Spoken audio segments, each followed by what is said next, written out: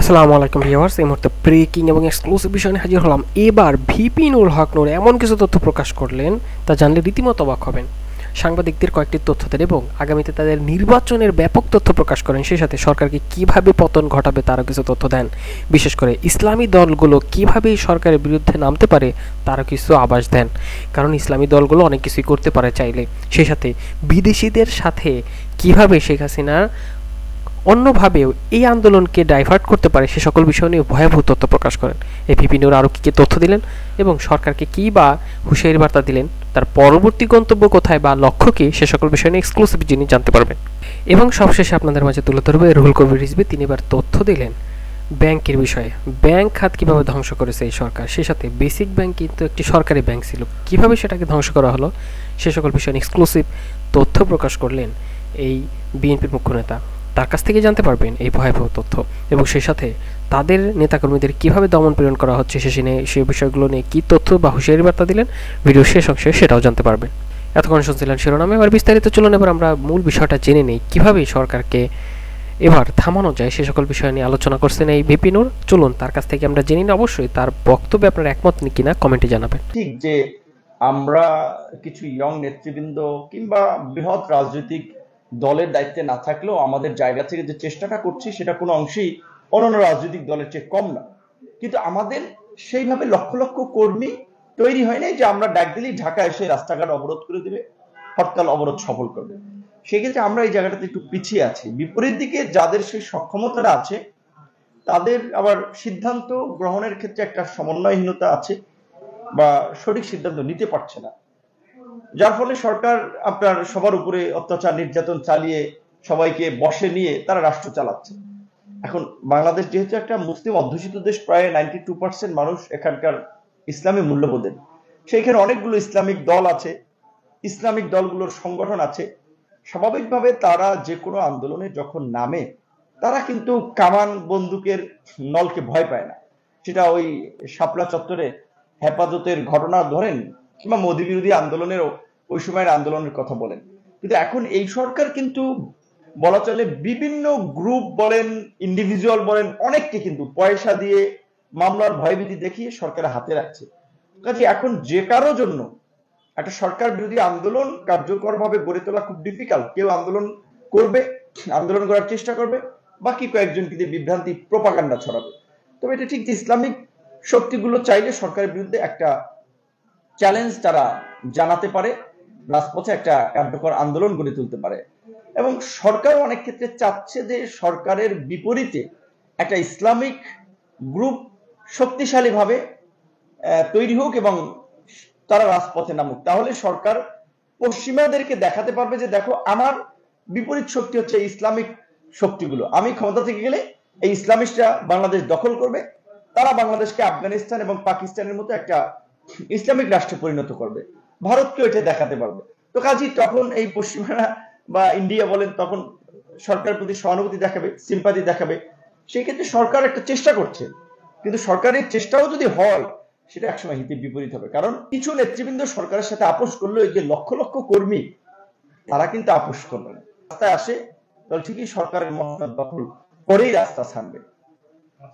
অন্যদিকে আমরা দেখছি যে শিবির সন্দেহ করে অনেক গ্রেফতার হওয়া, মানে এখনো পর্যন্ত মানে শিবির ফোবিয়াটাও রাজনীতির মাঠে বিরাজ করছে। এটাকে আপনি কিভাবে দেখছেন? না, এখানে শিবির করলে তো মানে বাংলাদেশের আইনে কোনো অপরাধ কিংবা শিবির করা অপরাধ এরকম তো কোনো বিষয় না।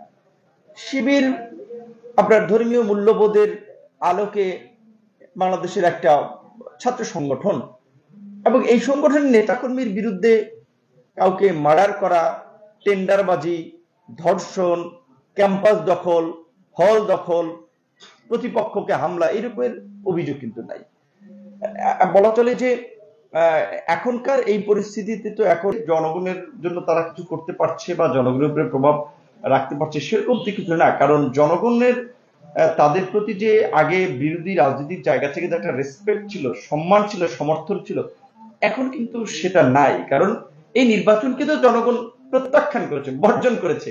তো কাজে এই নির্বাচনে কে এমপি হলো, কে মন্ত্রী হলো, এটা তো জনগণের কাছে কোনো মানে বিবেচ্য বিষয় না।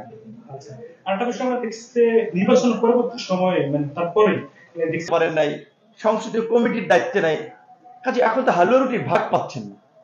এইটা একটা তাদের অন্তর জ্বালা, ক্ষোভ।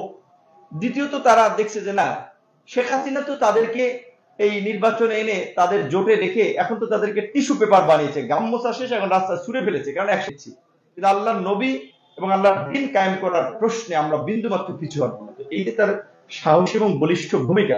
তো আল্লাহর দিন কায়েম করতে হলে, আল্লাহ রাসূলের আদর্শ এই দেশে কায়েম করতে হলে অবশ্যই এই যে মানুষের উপরে জুলুম হচ্ছে, অত্যাচার, নির্যাতন হচ্ছে, জনগণের ভোটের অধিকার কেড়ে নেওয়া হচ্ছে, দেশের অর্থ বাইরে পাচার করে দেওয়া হচ্ছে, সিন্ডিকেট করে দেশের মধ্যে দ্রব্যমূল্যের দাম বাড়িয়ে দেওয়া হচ্ছে, মানুষ অবর্ণনীয় দুঃখ কষ্টে আছে এবং একটা হিন্দুত্বতাবাদী আপনার রাষ্ট্র, এই মোদী ভারতের গোলামি করছে সরকার, এটা তো তারা মেনে নিবে না। সেক্ষেত্রে আমি তার এই মুক্তিকে আমি সাধুবাদ জানাই এবং আমি মনে করি অবশ্যই এটা আমাদের এই সময়ের আন্দোলনের ক্ষেত্রে একটা শক্তি হবে। যেটা বলা হয়েছিল যে কার্যক্রম করছে সেখানে সহযোগিতা করুন, না হলে এই বর্তমান দেশের যে অবস্থা আমরা কেউ নিরাপদ এবং ভালো থাকতে পারবো না। এমনিতে মামুনুল হকের মুক্তির বিষয়টাকে আপনি কিভাবে দেখছেন, যে আসলে কি সরকারের সাথে তাদের সমঝোতা হয়েছে বলে? আমাদের উপরে যে অত্যাচার নির্যাতন চালাচ্ছে, এটা যদি চালিয়ে যায় সরকারের জন্য বিপদ হতে পারে, এবং বিশেষ করে দেশে এখনকার যে পরিস্থিতি, সরকার তো দেখেছে যে তার জনপ্রিয়তা নাই, 95% জনগণ এই সরকারের বিরুদ্ধে, তারা সরকারকে ভোট দেয় নাই। তো কাজে মামুনুল হকদের মতো আলেমদের প্রতি মানুষের যে সহানুভূতি তৈরি হচ্ছে, এদেরকে যদি আরো জেলে রাখা হয় তাহলে মানুষের ক্ষোভ আরো পুঞ্জীবিত হবে এবং বিরোধী দলের এই যে আন্দোলন সংগ্রাম সবকিছু মিলিয়ে সরকারের জন্য সামনে একটা বড় চ্যালেঞ্জ হবে। এই কারণে তো ছেড়ে দিতে বাধ্য হয়েছে। খালেদা জিয়াকে এর আগে ছেড়ে দিয়েছে, তবে স্বাভাবিকভাবে তাদেরকে ছেড়ে দিয়েছে, কিন্তু কিছু কন্ডিশন নিশ্চয়ই সরকার তাদেরকে দিয়েছে যে এটা করতে পারবে না, ওটা করতে পারবে না। যেমন খালেদা জিয়া কিন্তু জেল থেকে বের হওয়ার পরে কোনো রাজনৈতিক সমাবেশ করতে পারছে না, রাজনৈতিক কোনো মিটিং মিছিল করতে পারছে না। খালেদা জিয়া রাজনৈতিক নেত্রী, বাংলাদেশের সাবেক প্রধানমন্ত্রী, বিএনপির মতো একটা বৃহৎ দলের চেয়ারপারসন, তিনি কেন রাজনীতি করবেন না, কেন করতে পারবেন না? সরকার কিন্তু আদালতের মাধ্যমে তাকে এইভাবে নিয়ন্ত্রণ করছে। এখন মামুনুল হকের ক্ষেত্রে কি হয়েছে সেটা আমরা অত এখন পর্যন্ত জানতে পারিনি, আস্তে আস্তে জানবো এবং অবশ্যই মামুনুল হকের।